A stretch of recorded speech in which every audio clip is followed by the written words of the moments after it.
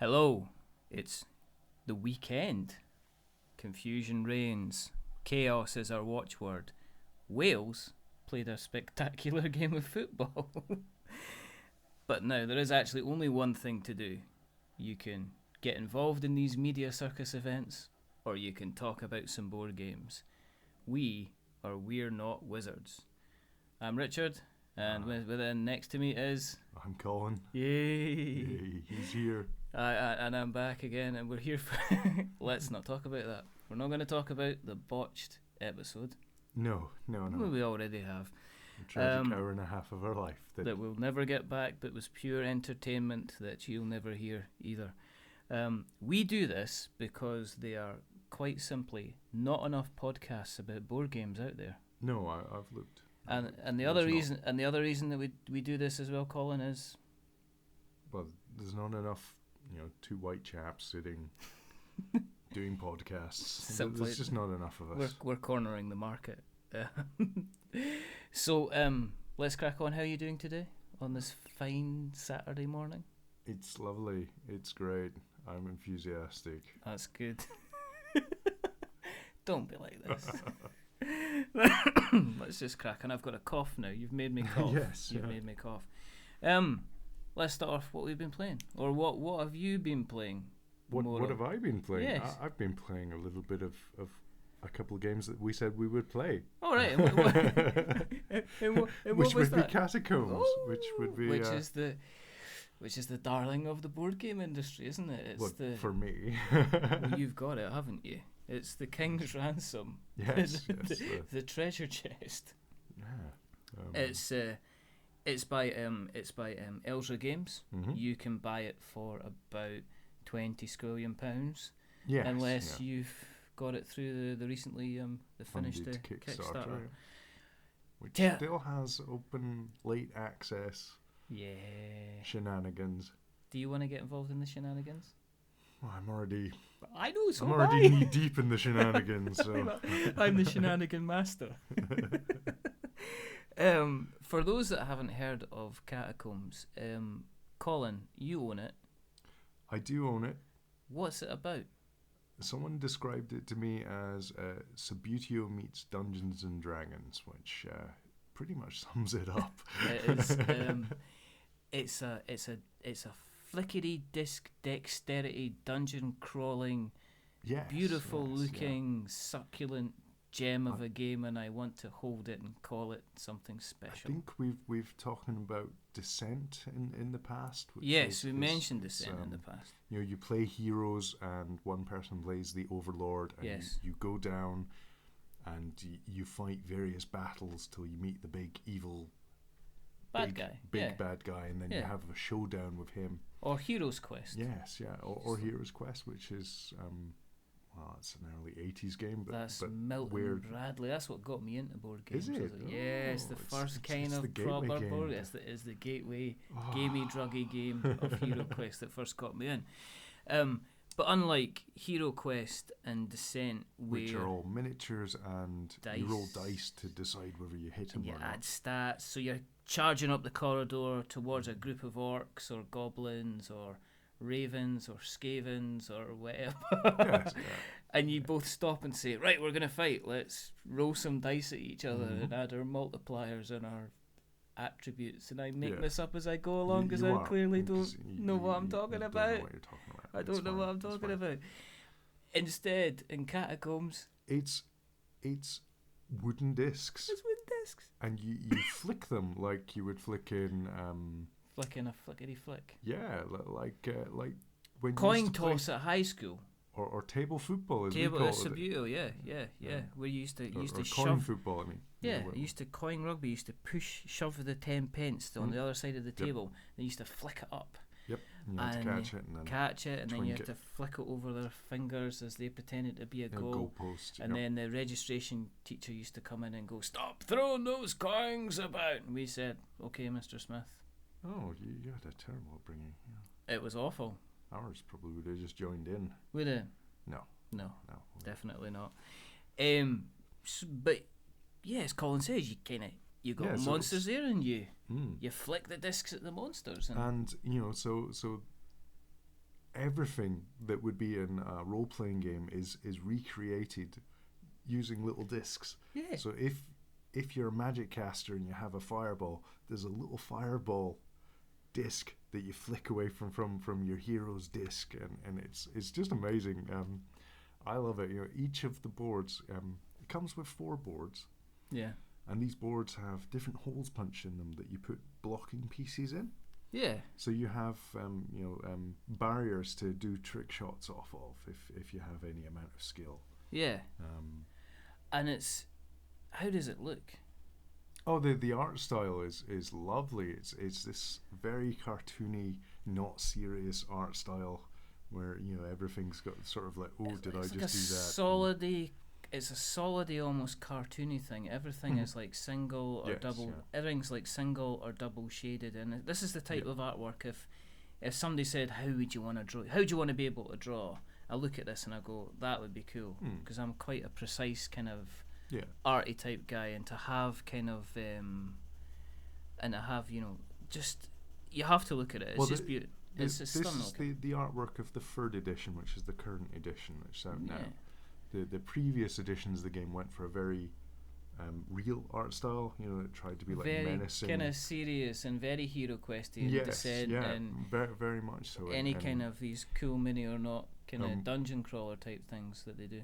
When they went for this present reprint, they decided, no, we're going to completely change it. We're going to make it look fun and entertaining and everything, and I think it's worked really, really well. And you collect weapons and armor as you go, so it is like a normal dungeon crawler. You will have a chance to kind of like you improve your characters as you get buy deeper. Stuff. You can buy spells. You can occasionally kind of find items, and you improve your character as you go. The only thing that obviously you can't improve is the dexterity of your finger. No. And no. I was. I'm sorry, Richard. Oh my God. I was.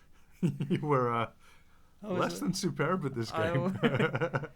I was unlucky. I couldn't help it. I had like one character, and I thought, all right, cool. I've got enough gold to buy this additional attack, and it was what it was. It was like a companion animal that you had, and then what you could do is you could launch this a companion animal at these other things, and I was like, right. You guys are toast now, all your little dungeon things. But what you had to do is you had to pick the thing up and you had to roll it on its edge. Yeah, you couldn't even do that right, could you? Right. Oh my God, Richard. It was just kind of... It was just a... It's the guys, they were like doing all these amazing shots, and then it'd be Richard's going, I'd be like, yes. Listen, I think it ended up getting it in a closed teapot was just a skill shot. Yeah. Extraordinaire, basically. In terms of, I mean, there's no dice involved. The rules are very, very basic. This is something that, this is a gateway game. Well, perfect game for someone that doesn't know anything about board games or for children. If you want to kill an hour with entertaining some people that have no interest in this, it's a good laugh. Yeah. And open a couple beers, give them to the 9-year-old, and just... We're not condoning, of course, beer for children. Obviously, Alco Pops are available, and they taste a lot better. Yes, exactly. Yeah, they're going to go beer. This tastes awful, Dad. What are you doing? But Copperberg with some ice cubes, it's just like fizzy Ribena. Or a Wicked D. Mad Dog 2020. Oh my God. Those are the days. Tasted like Kiora. What are you doing? I'm a child. I'm drinking child juice and I'm wrecked on the swings, complaining about my life. But it's really, really easy to play, of course. Is it worth it? Well, yes. Yeah, of course it is. It's the price, though. It's still a little bit pricey, but I've seen it on Amazon for 150. But 150 mint box, which no, it's not worth 150. What you should do, because they've just done a major Kickstarter to release a variant of the game. Yeah.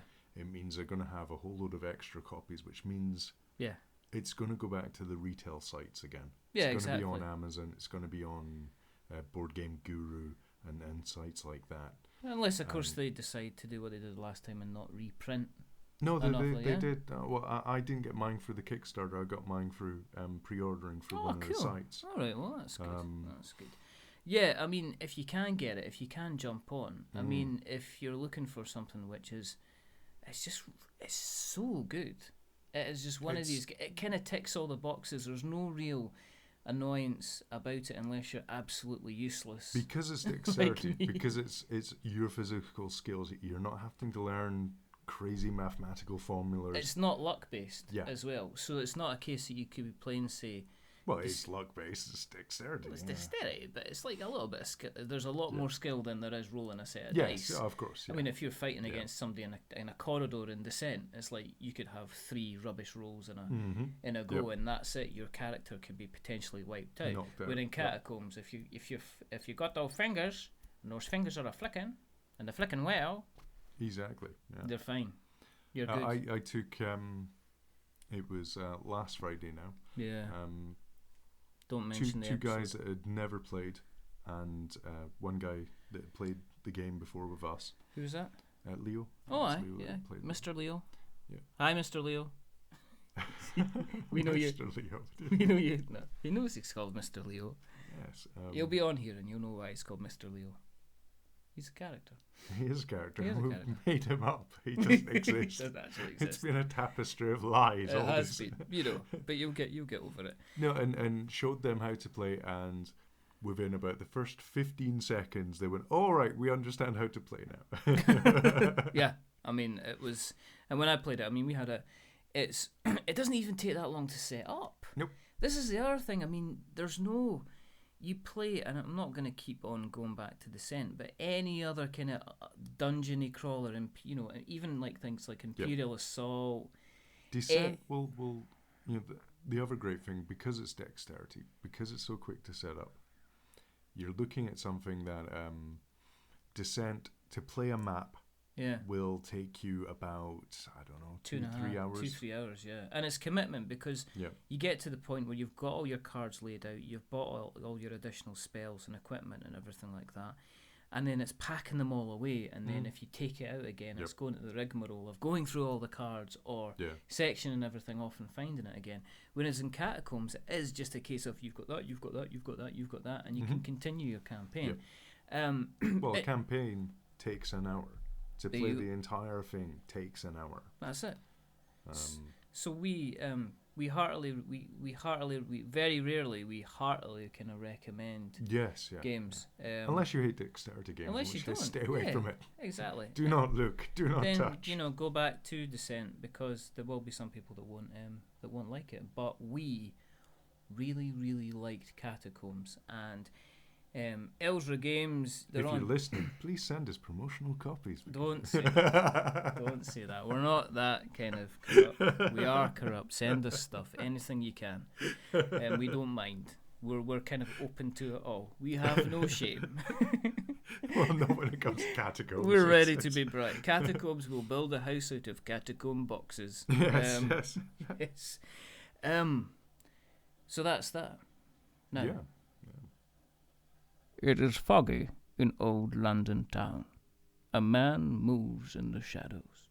We do not know his intentions, but we know his mind is full of the most macabre evil ever imaginable. This is London. This is Whitechapel. And these are the letters from Whitechapel. Yes.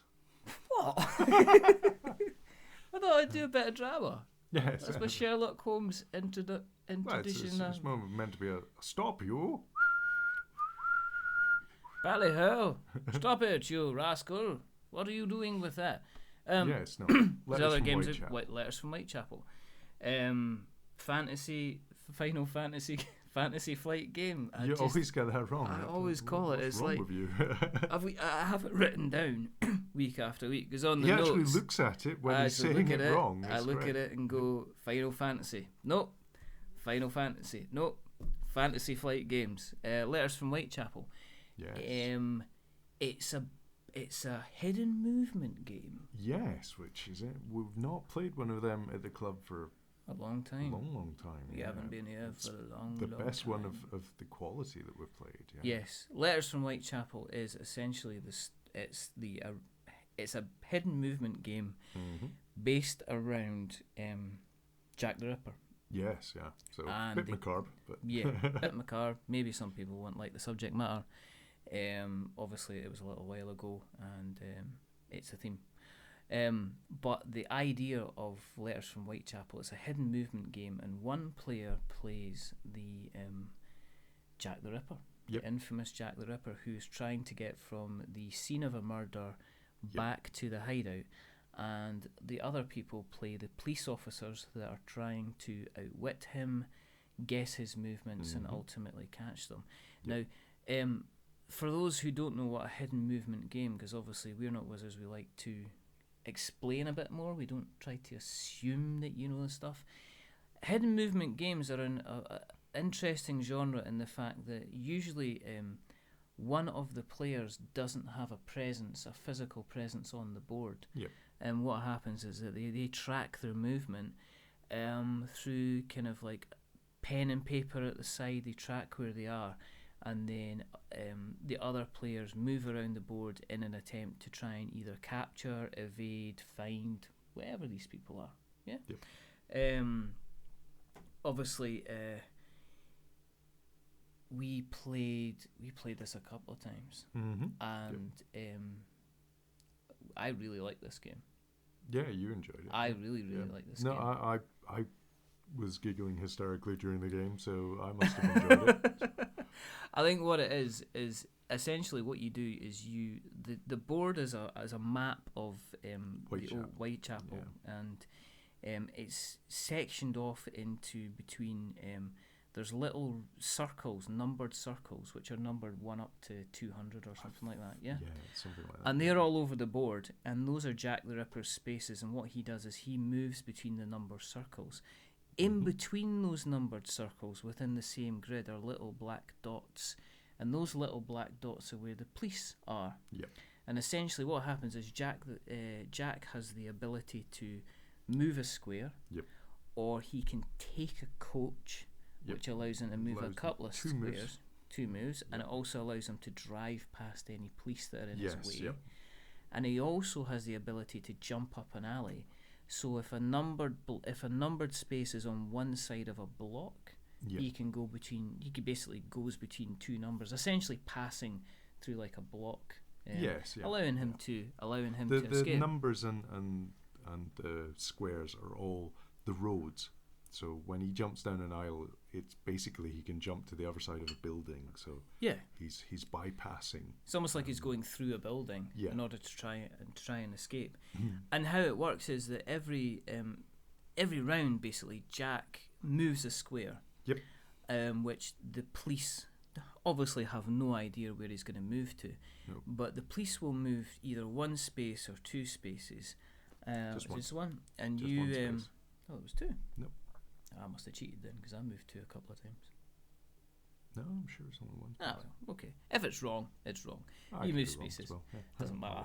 We'll move on. You move into a black. You move a space, and then you've got the option either to, if you have circles that are next to you, you can either investigate them. Yep. Or you can arrest on that space. Now, an investigation. Oh man. He's still going back to this bit. We'll cover that in a second, but basically, if you investigate a space, if Jack the Ripper has passed through that circle, then that is left as a clue and that's highlighted.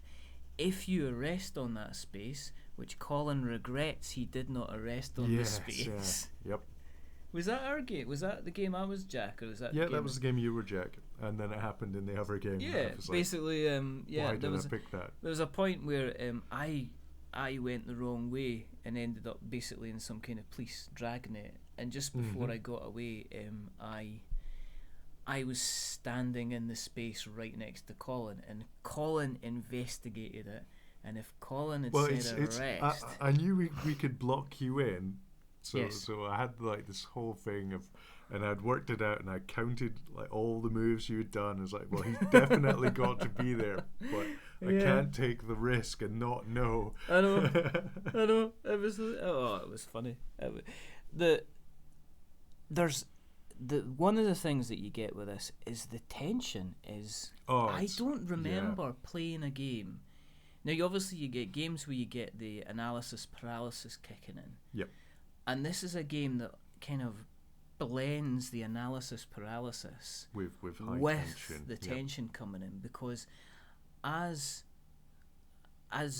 Jack, you have to internalize everything. Because you can't be showing people, you can't be giving anybody, you can't be giving anything away. You have to play with a poker face. You don't have to look at the screen. You don't have to look at the board, because you have a screen that covers your pad. But in the screen, there's an actual map with all the numbers, so you can tell where you are. But you obviously have to look at the board, because you have to figure out what direction the police are going to go in. Try and search. Yep. And what was interesting was that every round, the head of the investigation actually changed. So in the head of the investigation, now correct me if I'm wrong here, but they were the guys that basically, they gave the direction as to what they thought people should be doing. Every murder, it changes whose head. Yes. And they have the job of, there's some blank police officers which aren't one of the player police officers. Yes. And it means that you can reset where the policemen are, so you can take them back to a station. Yes. So every time after a murder's, after Jack's got home and you reset for the next murder. Yeah. Because he's always trying to get to his hideout. Yeah. After, I don't know if we've mentioned this. Yeah. After every murder, Jack has to get back to a numbered circle that stays the same throughout the game. Yeah. Yeah. And the ultimate idea of the game is that you remember clues from previous places to hopefully create almost like a dragnet area where you reckon he is going to be going where he's trying to get to. Yeah. But him coupled in with not being able to say anything, and the fact that when Leo was playing Jack, that I just constantly... Oh, he kept on screaming this one number in his face. I was right, though. I was like saying, it's 62. It's wrong, it was in the area. It's 62. It's 62. It is 62. Everybody go to 62. And it was right, because in the game where he was his first round, I basically chased him all the way through. I was three moves behind, he says, but I was hitting clue after clue after clue after clue after clue. And... and he, because I was like, okay, so it's 62, and I looked at him, and he obviously was like, ooh, and I was like, okay, it's 26. It turns out he was 116. 1 plus 1 is 2. 2 and 6. Yeah. I'm Darren Brown. Oh, yeah. I am. Yeah. I am. I am. Are you? No. No, I didn't think you were. I'm not Darren. But you get that tension there, and you get to, and obviously it's up to Jack. It's up to the single player if he decides he's going to play along with it or if he's going to get into character. I think I spent most of the time doing really bad Michael Caine impressions. Where did you hide all those bodies? I'm not you saying. Really got into character. And Sandpaper just didn't get home.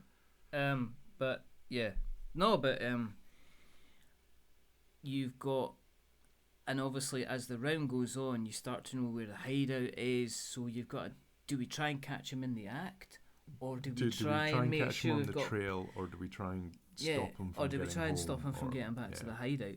And I think in the first game I was chasing Leo. In the second, did we catch him in the second or the third game? I think it was. All the games I've played, we caught him. We caught whoever was the Ripper. Was it the third round we caught him, or was it the second round? I think it was the one after the double murders. So yeah, I think. I think it was. Last round. No, I think it was the actual double. We got him because the first time he just went kind of straight there. The second time he went in a roundabout route, and the third time he made his mistake because he decided he was just going to go straight through us. Yeah, he got cocky. That's what happens. He started being analytical and start thinking he could just lordy stuff in front of us, just taunted us. We caught him, we arrested him, we took him down, and we hung him. Yes. And no, we didn't actually. Well, and realistically, they never knew what happened to him. It's widely available. I think it's one of these games that I have looked at on several occasions and dismissed it. Yeah. And in fact, this was the first game I think that neither of us actually own, but no, it's Leo's game. Yeah, it's Leo's. So Leo brought it along, and I was kind of like, wasn't sure. But I think it's one of the first games that as soon as I played it, I was like, I've got to play this game as quickly as possible, just because of how you could really get into it. There are obviously other hidden movement games about. There is Spectre Ops. I mean, Plaid Hat Games have done Spectre Ops. There's Fury of Dracula as well, but I've heard that's a very, very complicated game. When we were looking at it, there's quite a few elements to the game which makes it a lot slower to play than Whitechapel. And I like Whitechapel was very instinctive when we opened up and had a quick. I mean, it looks peruse for the rules. It tries to fit in with the theme. Yes, it looks like the rule book and the production is the board game actually typical fits Fantasy in with Flight. It's lovely. It's a Ye Olde trench. Yes. Why? You need a trench, I've no idea. But there's not that many pieces, so the trench actually works. Yeah. So we will give you that. Final Fantasy, Fantasy Flight, whatever you're calling yourself this week. But the map looks like Ye Olde London town map. There's a bit of historical information in there. The subject matter, while it's obviously realistic, is dealt with respectfully, I would say. It creates the facts. It doesn't kind of glamorize it in any type way. It's very kind of, this is the matter of, it's a very matter of fact kind of game. So in that case, it's you know, some people will play it, some people won't. It's relatively inexpensive. It's about I saw it for about £32 in various different places. You could probably pick it up. You could probably pick it up cheaper, second hand if you wanted to. I can't imagine many people really wanting to part with it. No. It would definitely be a keeper for me if I had it. Yeah. It's definitely very, very easy to learn. Yes, very ridiculously. Yeah. I mean, I think if you've got a group of 3 or 4 people, there was a few little, the first time we played it, it's like, well, where does it start? Does it start on number 1 or does it start before number 1? Which was the only thing that we had disagreement over reading the rules. Yeah. Which is unusual for a Fantasy Flight rulebook. Yeah, no, they're usually so straightforward. It's like, it's like reading a map in a treasure chest that's on the moon in Latin. Totally. Yes, yeah. No, it's not that bad, but they can be a bit. They can be very, very. They can be very, very Fantasy Flight. Jumping about bits of the rulebook. Yes. But then, as we said before, a lot of these companies do have play-along videos. You don't really need a play-along video for Whitechapel. It's very, very easy to pick up. It's very enjoyable. And yes, it's another game that we really liked. And we says, if somebody says, oh, I've got Whitechapel, shall we play it? Your answer is yes, quite simply. To be honest, the format we're going for is probably games we enjoy. So. We might, well, I don't know. Oh, yes. Yeah. Right, okay. So, So Catacombs, Letters from Whitechapel. Hug them, love them. If you see them in good games, puppy adoption schemes, pick them up because they'll be lovely and best friends for life. Get them off the shelf. This is the section of the show. If you want to play along at home, if you want to play along at home, then get those fingers on those buzzers because it's all about to kick off. Get them off the shelf is basically when we tell you what we're going to be playing over the next couple of weeks before the next podcast. So if you that's why it takes so long between podcasts. Yes, because we have no time to play anything. No, because we don't. Because we're just trying to ram these things out as quickly as we can. Or not, as long as we record them correctly, which is the main thing. The first game, we did joke, because this is episode 6. Yeah. Already. God. I know. We've still got another 11 to go. Episode 6, the last. It's the Return of the Jedi. One of the games that we mentioned near the beginning of the podcast was YS. YS, yes. So I did say to Colin that we would be playing YS. I do champion this game at every opportunity. And it looks so awful, so everyone's one like, of the things, not playing it. Well, one of the things we're going to be getting off the shelf is YS. Who's it by? Do you know? I can't pronounce it. Yasseri Games. Oh, it is, yeah, because I looked up their website. Yep. Because I was looking for a link. They've done like loads of their games are really, yeah. really popular, like Stone Age and stuff like that. Yeah. So that's the first game we're going to be playing, which is about duels and trading and stuff like that, isn't it? Mm-hmm. You'll correct me if I'm wrong. The second game we're going to be playing is the one that's, that doesn't know how to box itself properly. It's Dungeon Saga by Mantic Go home, Games. Dungeon Saga, you're drunk. You come in here with your inadequate boxes and your slightly poor delivery times on your Kickstarter campaign, but I've ranted. I think you have. My counsellor says I need to vent and then move on, so I have vented and I'm moving on. That's why we do these podcasts. Well, pretty much, yeah.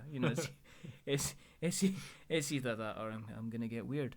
But I am going to play Dungeon Saga. Mm-hmm. I did say when I ranted we're going to get it to the table, we're going to play it. Well, you do own it, so you may as well. You might as well have it. Yeah. If I've got it, I might as well play it.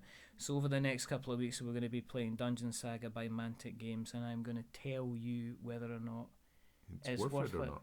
Yeah. Because it is available in retail, even though people potentially who have pledged for it still haven't got some other stuff. Ooh, Mantic, what are you doing? What have you done? And if we do think it's too rubbish, then we'll play Rampage instead. Okay. Which is another little dexterity game. Which is the one with it. Got renamed. Got sued. I think it's, I don't know who owns it, Activision or something owned the license. Yeah, probably. And they went, so your aim of your game is to get a building and knock it down with monsters.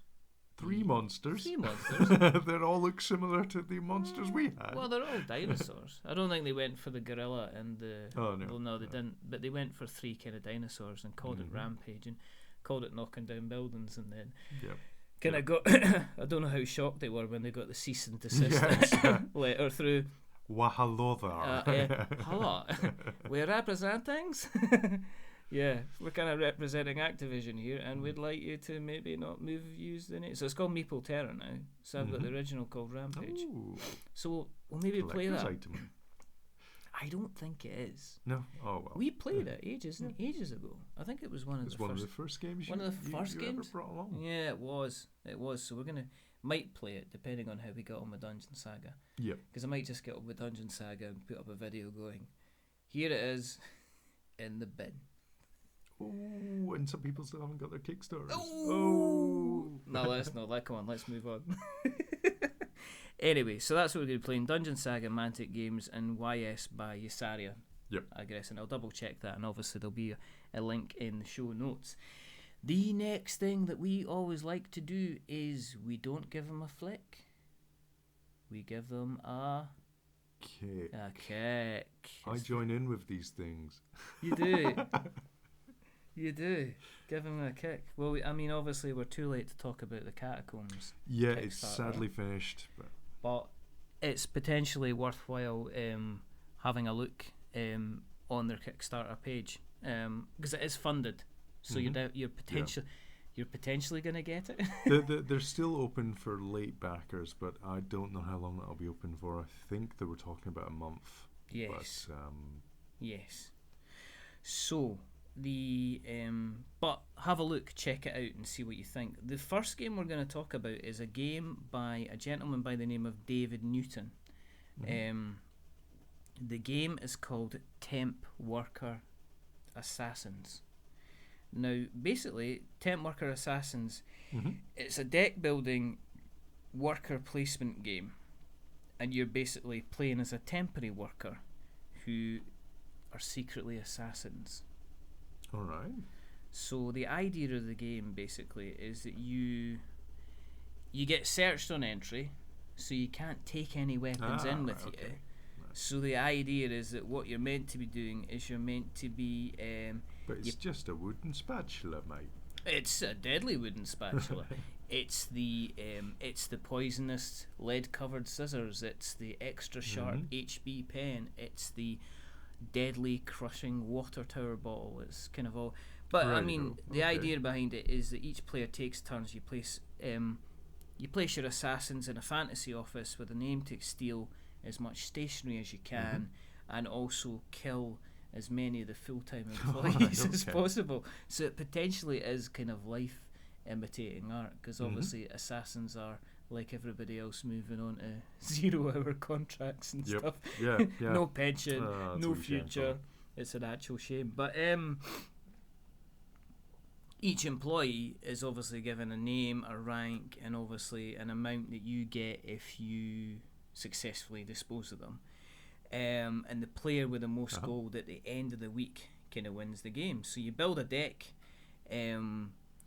you play it over 5 rounds. It usually takes about maybe 45 minutes to an hour, so maybe an hour for the first game. You basically go around, you steal the stationery, you sneak around the office making sure you don't get caught, and you kill the extra powerful employees. You get different department cards, you get different targets. I like the artwork. Now I'm sure if I show, I'll put this up to the camera so everybody can see it, but it's very, very kind of pencilly illustrated. It's very similar to the type of stuff. Is it fantasy style? Is that a hobbit? He looks like a hobbit, doesn't he? Yeah. Just the no shoe thing. Yeah, I don't know what that was all about. You get like an advert. You get target cards like the advertising barbarian. Yeah, it might be a wee bit fantasy. Then. But it could be good fun. But you get 35 target cards. You get department cards, so you get like the malevolent R&D department. Yeah. You get basic strategy cards, so you get the fairly sharp pencil. You get other stationary cards, which you get like the bevel-headed keyboard, which tells you can discard a card and then add 3 to your attack. And then you get turn markers. These are added to the game each day, so you get kind of like an additional cards that make a change. Yeah. Obviously, meeples. You choose your starting deck, and there's no difference between kind of people's sets apart from colour preference and stuff like that as well. Okay. So you place an assassin in the office, and then they occupy in a department, they attempt an assassination, and then everybody keeps playing until all the targets are assassinated until the end of Friday, in which the player with the most gold kind of wins. Righty. When I looked at this, which was on Monday, it just launched. It had 29 days to go, and it was out. Its target is £5,000. It's a UK Kickstarter. Oh, home team, yeah. Well, home team, because the exchange rate's taken a little bit of a bashing. It's all hoping good to recover. Oh, see. It was 29 days at £1,000 out of 5,000. 4 days later, now I've looked at it, it has now got 25 days to go, and it's at 6,600 out of 5,000. Nice. So it's hit its hit its mark. It's hit its market. It's got about 268 backers. Still got plenty to go, and there seems to be a little bit of a happy little thriving community. It's good just looking at the comments that your man that's running the campaign, he's talking he's an active. awful lot to his chats. He's actually everybody kind of looking at everybody who's made a comment. He's actually going back and he's replying to all of them, which is good. Which is very, it's very, always very a positive good. sign. Yeah. Unless you backed a 3D printer. Are we going to keep going on about this 3D printer? Is this until I buy you a 3D printer? You're going to keep going on about I'm not buying you a 3D. Scottish law, spoken agreement. We didn't agree to nothing. There was you shook my hand. I didn't even touch your hand. That wasn't your hand. Get off. Leave me alone. So yeah, it's if you want to look at them on Twitter, obviously there'll be a link in the show notes, but at TW Assassins is where you can find them. I like the artwork. The premise is unusual to me. Going in an office, seems like a fun thing to do. Killing people. This are not thoughts. Is it Thursday already? Yes, kind of thing. No, it's it's a little bit fun. So that's Temp Worker Assassins. The next one it's a little bit of politics. It's a game called Statecraft. Now it's by a company called Inside the Box Board Games. Now, Statecraft is one of these unusual, or maybe not unusual games, in that it's already tried for funding before. Right. It tried a little while ago and it was unsuccessful, and it's obviously come back with a vengeance. Yeah. God, definitely. But as I say, it's ITB Board Games. You can find them on Twitter at ITB Board Games. When I checked last, they've now currently got 12 days to go. The target was 8,500. Yep. And they are sitting at 18,800. Yeah, totally. So 18,800. So they have gone and they're funded and they're ready to go. They've got 540 backers. That's quite impressive. That is pretty. I mean, they're pretty good. And again, I think they're pretty. Yeah. This is a boy. An awful lot. Yeah, he's kind of making comments when he can. So he's he's getting in contact with people when he has. He's obviously taking the time. And we kind of like to see that. Statecraft itself is basically building up. It's a political strategy game. Now, what could be best than playing because everybody, if they need anything at the moment in their lives, it's more politics. Yeah, totally. Yeah, absolutely. But basically, the idea is you build your own political party, and you develop a manifesto of ideas, and you gain as many supporters as you can. Now, strangely enough, it reminded me a bit of Pax Porforiana. Yeah. In that the fact that what happens first of all is that you essentially your first stage is to create the world. Now the world will have different political leanings, and based on those political leanings, that will essentially help you decide what the winning kind of manifesto you should be building up, and therefore the type of supporters you should get into voting for you.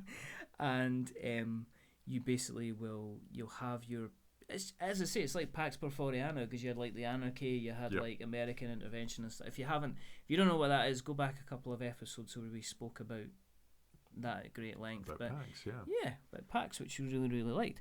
So essentially what you're doing is you are based on the political kind of climate at the moment, the next thing that you're going to be doing is you're forging your manifesto to say, based on the political climate, I'm aiming to do X, Y, and Z. Yeah. Your manifesto in turn should help you, with gaining supporters that are hopefully going to see what you're doing as your manifesto. You build your own political faction with various kind of politicians and your leader. That are involved in economy and security, welfare. Where you go in and you're trying to alter them to get them to the population to like your ideas more than your rivals' ideas. I mean, you develop your manifesto, which is based around what's happening in the world, and each player manages the manifesto of the politicians.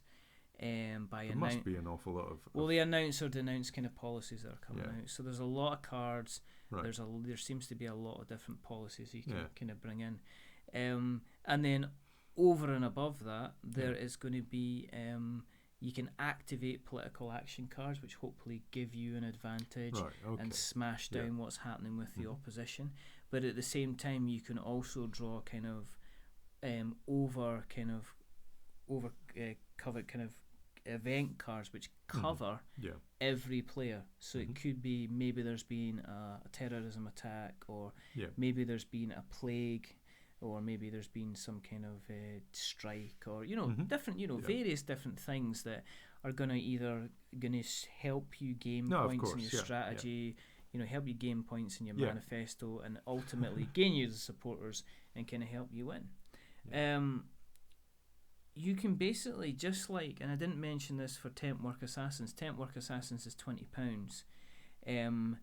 Statecraft is also comes in. You can get a normal pledge for about £20.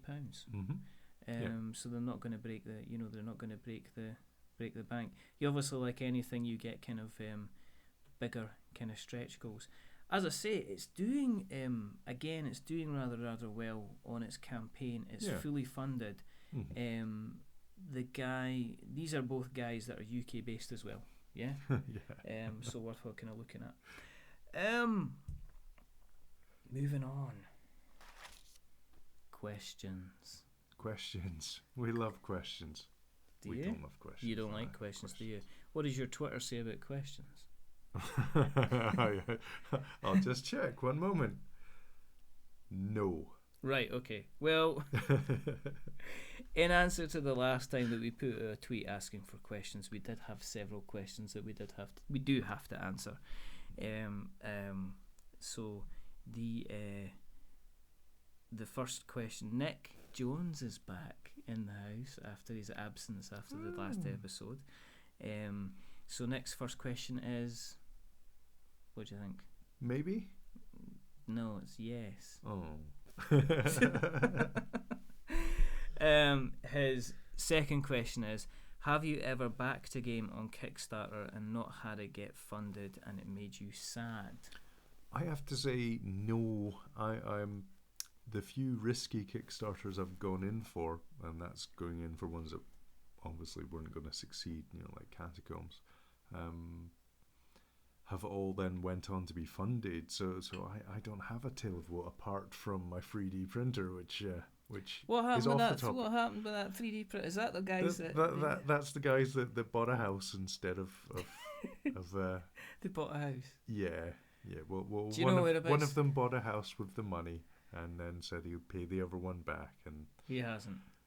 No. And you still haven't got a 3D printer? No, and when you look into the financing of it, the other guys had more than enough money from other funding that should have covered the money the guy used to build the house, but we won't get into that here. I some time ago backed a zombie game. It was a very simple kind of card zombie game, and I think it was a zombie game. There's not very many of them, is there?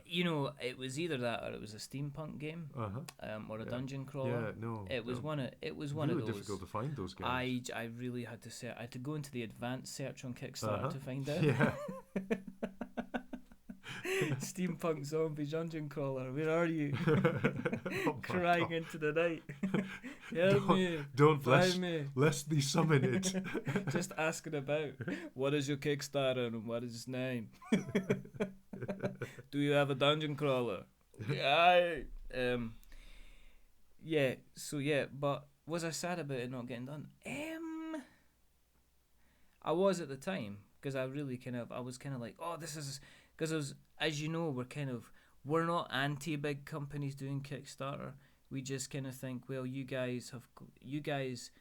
It does seem pointless sometimes when a big company does it. And yes. It's as though they're just using Kickstarter as pre-ordering, basically. Pre-ordering and a quick sort of almost promo for it. Yeah. Free advertisement. And they're getting the money. They're getting the money before they even deliver the product as well. Yeah.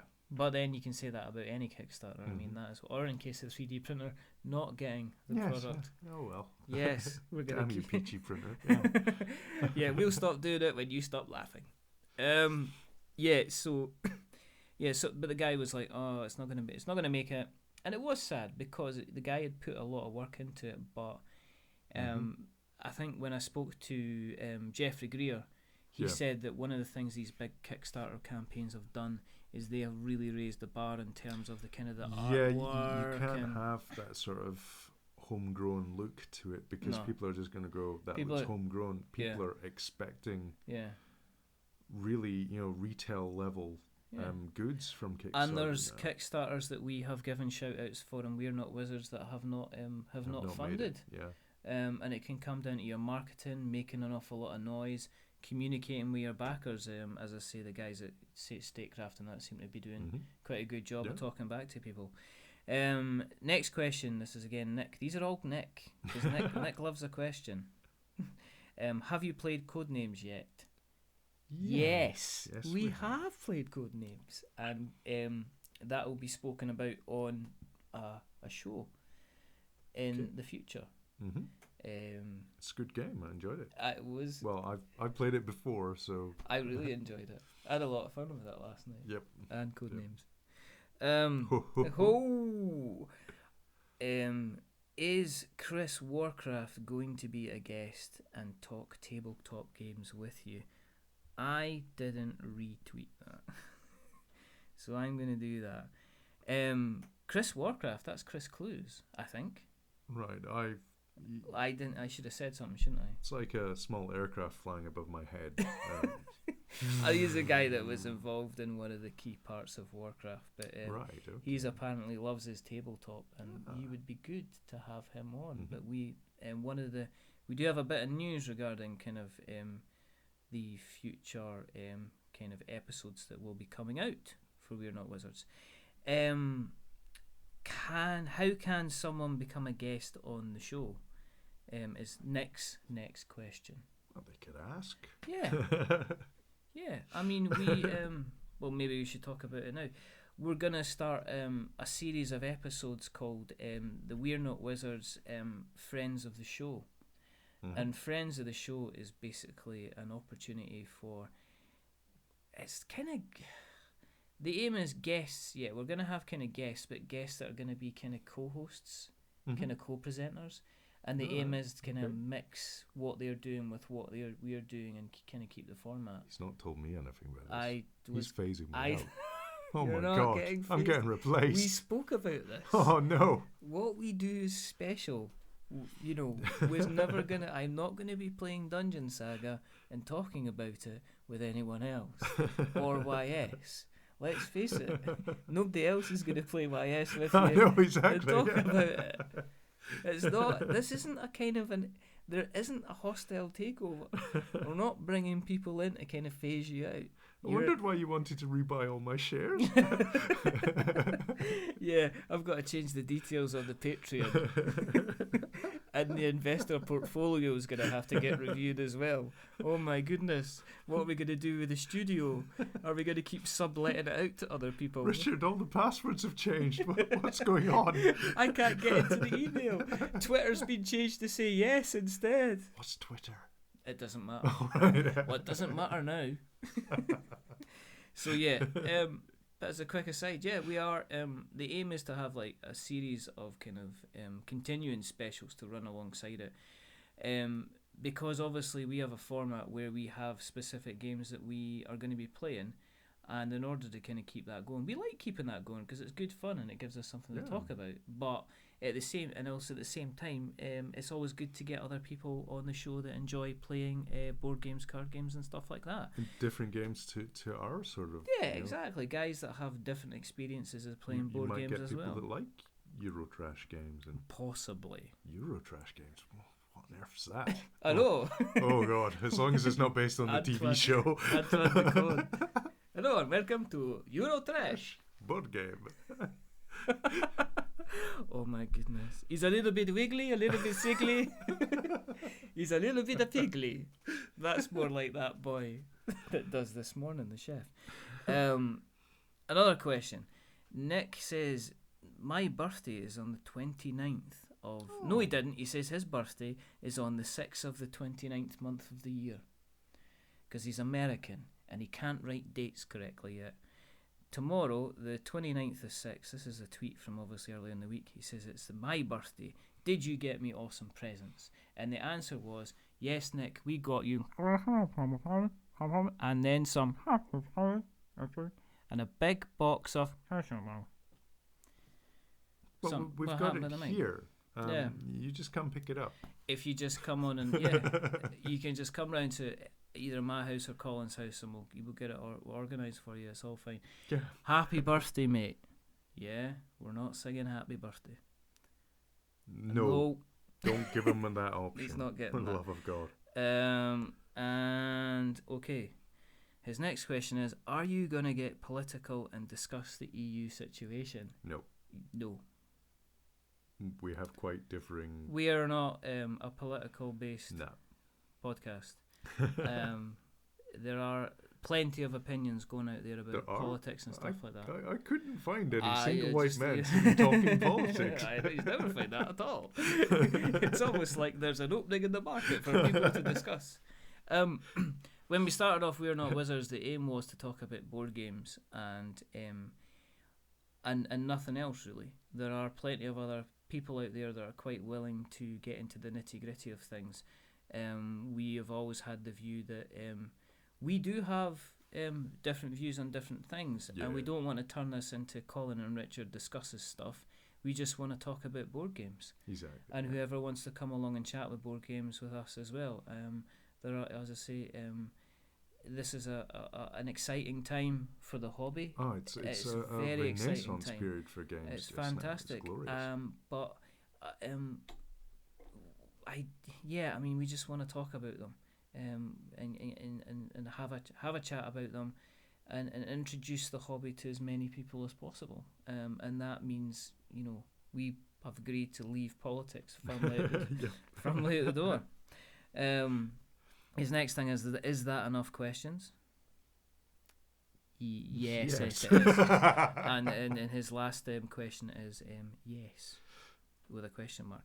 We also have one more guy. It's Andy Piddy at Andy Piddy, who is part of Lapse Gamer Radio, who is the guys that talk about helping people get back into playing video games. He's Lapse Gamer Radio. If you haven't heard it, jump on it.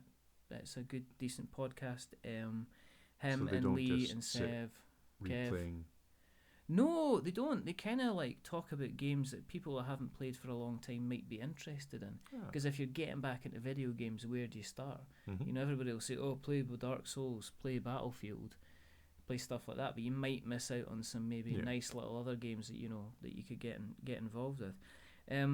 Andrew said, how helpful are video game versions of board games to the board games industry? It's a really good question. It is a very, very good question. Unfortunately, it's quite split. Because the mobile versions of board games are so much cheaper than buying the board game. Yes. On the same time, it's one of these things that I don't think many people would buy a kind of an app version of a board game if they hadn't heard about the board game. I can't see somebody that's playing Flappy Bird looking at, say, Carcassonne and saying, I'm going to pick that up because that looks quite interesting. I think it's maybe if you're a board gamer and you haven't played the game before, then trying it out would be a good thing. I bought Star Realms because of that. And we've played Hive, and I beat you. Yeah, which I'm gonna always remind you of that. First time I'd ever played. I suppose. It was on your phone. On the other side is there's a board games to me are a very, very interactive experience. And as much as video games seem to be getting more and more involved and realistic and technically accomplished, there still seem to be a kind of a preference for them to make the multiplayer online. The one thing I found with board games as apps is they're very good for taking out all the maths. Yes. We played Seven Wonders. And Seven Wonders. The scoring of that is just... it's accountancy. It's it's accountancy level nonsense. And at the end, I think David, who was heading up, who it was his game, he just said, okay, give me... He whipped out his phone. A calculating app for the game. And that and he says, give me all your details. And that was able to calculate all the pluses and minuses and all the scores and everything like that he was gonna pick up and we were gonna get. And it obviously didn't do it right because Colin won. You did win, didn't you? I did win, yeah. And I annoyed everyone. You always win. Glorious. You always win. It's just like that's why you like it so much. So in that case, I think from an app point of view, they have their place to give maybe people accessibility to games that might be overly expensive. There's one for Galaxy Trucker. Yep. And Galaxy Trucker goes for about £80, I've seen. But the app I got that for like 79 pence at the time. Yeah. So I was able to decide whether or not I liked the flavour of the game, and if I thought it was going to be something that I would like to play. And I notice you don't own a copy. I don't. Well, it's still 70 or £80 to get the board game, so it can make games like that accessible. Carcassonne, I've no real interest in owning that game, even though it's a relatively good game. It's good fun. I played the app, but I just wanted to experience it, so it has its place. Like Dominion, as an app, and that was good fun. Yeah. At the end of the day, it comes back to last night there was 5 of us sitting around a table playing Codenames, and if that was app related or video game related, there would potential, yes, you'd have 5 other players, but there was a potential that you would actually be playing online, and the online side of things can be a bit toxic if you're playing with randoms. Oh, if you're playing with random people, But if you're playing with friends, it's a different thing altogether, of course. It's more toxic. Yes. And that is it for the questions. Yeah. Right. Shoutouts. Your favourite part of the show. It is my favourite part of the show. If you like us, it might be worthwhile listening to some of these guys. I listen to a lot of podcasts, and I'm a great believer in spreading the word of what other people are doing out there that you might be interested in as well. So these will all be mentioned in the show notes as normal, but we've got Bonfiresidechat, Gary and Cole are currently going through Dark Souls 3 through their Bonfiresidechat podcast. They do a lot of other podcasts. Those guys basically podcast full time. Oh, lovely. I know. Wow. I know. That's amazing. I still know. I know. Special shout out, a quest for Magic and Steele, which is basically it's Dungeons and Dragons being played on a podcast. They keep the episodes remarkably short. It's like 40 minutes an episode, and they're just basically playing through the sections. They've recorded the game as they've been playing it, and they've just split it down into 40 minute kind of bite-sized chunks. It's really good fun because I guess they're doing a podcast, people are performing the roles again. So you get people putting on funny voices, and you get people kind of really getting involved in it. Have you? So I've never role played, but the guys last night were quite quiet though. Well, the other side. I think that's because we're noisy. We were being noisy, and they were getting annoyed with us. So. Okay. Anyway, it's Amara, Shayna, Josiah, Leisha, David, and Brian, who are taking part in a quest for Magic and Steele. I think it's at Magic and Steele on Twitter. It'll be in the show notes. Special shout out to David, because David recently went over and above the Call of Duty to try and help us fix the last episode. Yes. So special shout out for him for what he did. And also, while I'm on it, a special shout out to Cliff Death Note, who does who involved in the Dark Insight podcast, because he also tried. Is it not Murderface? He also took the file and had a look at it and went, "It's wreck, mate. It's wreck, mate. just put it down to death, mate. Put it down the side. Leave it alone. I'm having me whiskey." Don't Give Up Skeleton. Jeremy Greer is interviewing people about how they got playing Dark Souls. It's very, very interesting, because some people he speaks to are very interested in the emotional side of it. Some people talk about the lore of the game, but some people are very mechanical and talk about timings and mechanics and stuff. It's a very, very interesting podcast, and you should get your ears around it. If you like Dark Souls. If you don't, you should still listen to it, because it is quite interesting. Final Games podcast. Liam Edwards runs a Desert Island Discs podcast where he says to people, tell us your top 10 video games if you were stuck on an island. Tribes. I don't like Tribes. Tribes Star Siege. Whatever. Tribes 2. Whatever. Then they didn't make any other Tribes games. So there was no point in playing anything else. He's had quite a few people from the video games industry. Steve Burns, Simon Miller, he's had Kate Gray, he's had Holly Nielsen on. It's anywhere between an hour and a couple of hours of just somebody kind of reminiscing, talking very passionately about the hobby that they love. SuperThundercast, Alex and Chris, chat games, chat nonsense, just generally are just very, very funny individuals. And last but not least, MassmoviecideUK. They talk about... Are they not Mass? No, they're... UK? Yes, they are. MassmoviecideUK. But we're not talking to them. Oh, we're not? No. Chloe and Denise, or whatever your names are. Oh. And you can listen to their last episode to realise why. If you're going to listen to a movies podcast, go and listen to Films and Swearing with Stu and Andy. It's funnier. Aye. War, mate. Okay, shudder away. It's still okay. I'm not that angry about it. As I mentioned, next couple of weeks there's going to be potential guest spot episodes coming up. Called Friends of the Show, which will be a couple of specials. But if you would like to tweet us, tweet us, email us, Facebook us, you can get us on @WeAreNotWizards. You can email us on magic@wearenotwizards.com and .co.uk.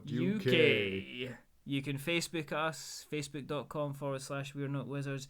You can get us on acast, which if you search for board games on acast.com, we're on the first page. Woo! Out of probably 5 other podcasts. Yay! But it'll do. It's acast.com/wearenotwizards. And if you want to find us on iTunes, you can get us on itunes.apple.com/GB/podcast/weird-not-wizards/ID 108419845. Okay. It's not just, they can't just do a simple link. No. Apple. Good old Apple. Good old Apple. Anyway.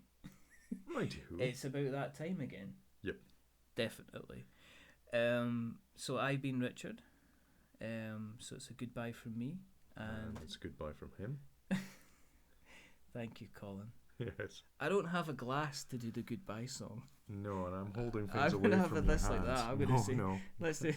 Right, ready? Goodbye, board game players. May your dice roll like 6s. It's a cowboy type theme. Goodbye. See? Don't cringe like that. That was pretty good.